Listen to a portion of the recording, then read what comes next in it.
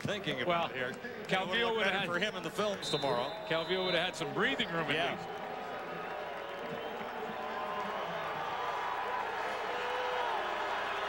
Anthony Calvillo beginning near the 2-yard line.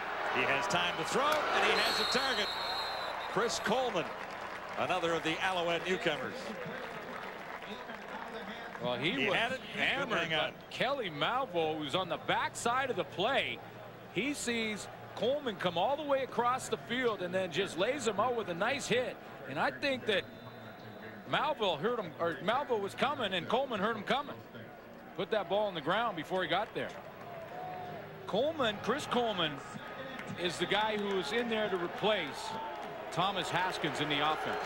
And mostly these Alouettes will run a 5-receiver set. 2nd and 10. Calvillo may not get it away. There's Fleming after he gets him. There's number 1. Joe Fleming, a sack master, and he's got his first in his return to the Calgary Stampeders. The triangle of a doom for the Calgary Stampeders. Fleming, Maxey, Alondra Johnson.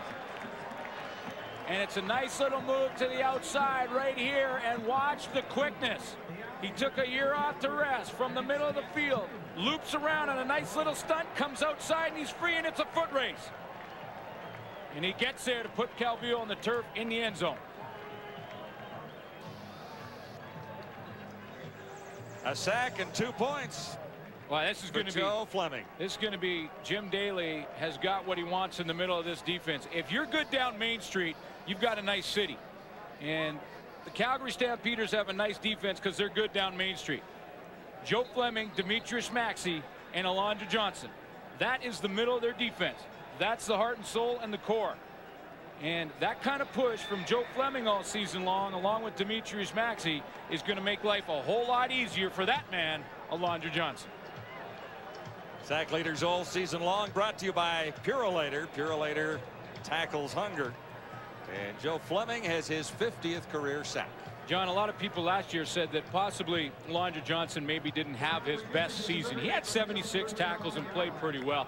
Alondra Johnson hasn't lost a step. In fact, he has played pretty good football over the last couple of years of his career.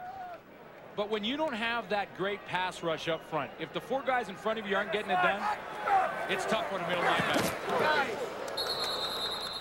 Crandall fired low, and there were penalty markers down on both sides of the field.